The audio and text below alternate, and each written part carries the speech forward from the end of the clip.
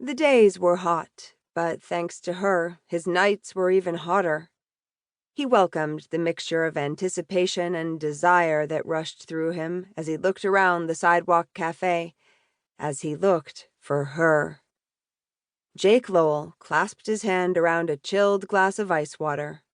The condensation left his palm cold and wet, in stark contrast to the New York City heat and humidity pulsing around him, in opposition to the inferno raging inside him.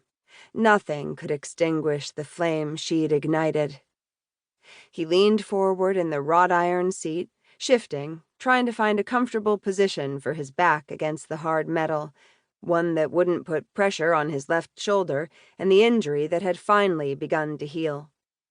He shifted again, and pain shot through his upper body. Damn fancy chair? Outdoor cafes with sissy drinks weren't his thing. They were his sister's. But ever since he'd come here for the first time, ever since he'd taken a look at the sexy waitress with the compelling gaze, he'd forced himself to endure. Jake glanced around, but the woman who starred in his fantasies was nowhere to be found. Only a few couples graced the outdoor section of the restaurant. He looked at his watch.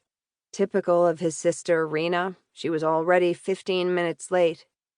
After a childhood of sharing one bathroom with a teenage girl, he'd become used to waiting for her. He'd be shocked if she showed up on time.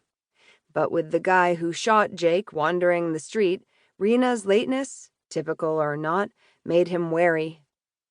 He took in the empty street once more, then turned toward the inside of the nearly empty restaurant and bar, reminding himself that the scum was now living a so-called clean life and that his sister was safe.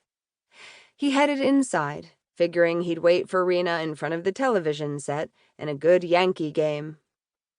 That was when he saw her, his vision in white jeans and a black tank top with an apron tied around her waist. She stood by the bar, a bottle of water in hand. Her auburn hair had been pulled back in a ponytail, while stray strands resisted confinement and curled around a face with delicate, angelic features. More than lust or desire, it was the purity in her expression and the smile on her lips that lured him back to this place, to her, over and over again.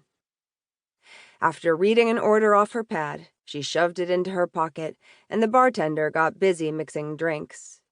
Jake rose from his seat and walked to the open sliding glass door that led to the inside of the restaurant. She leaned against the wall and glanced around, looking for what, he didn't know. Then she tipped her head backward and ran the bottle over her forehead, down one cheek and then the next, until she finally eased it over her long neck. As the bottle moved over her skin, he swallowed a groan. Her back arched, and her breasts pushed against the black tank. He ought to feel like a voyeur, yet her every sensual, seductive movement seemed as if it had been choreographed for his eyes only. Though she was a stranger, he felt as if he knew her intimately, yet not intimately enough. Eyes shut tight, her shoulders dropped, and her muscles relaxed. As the cold plastic touched bare skin, her long sigh echoed inside him. Whether aware or not, she'd aroused both his curiosity and his imagination. What would she taste like, he wondered. Would he find her lips moist, her mouth flavored with mint, or would she taste sweet, like the coffee drinks served here? And in the throes of passion, would she meet his gaze, or shut her eyes in expectation and pleasure? Just imagining making love to her had his body strung tight with need and his soul on fire. He took neither lightly.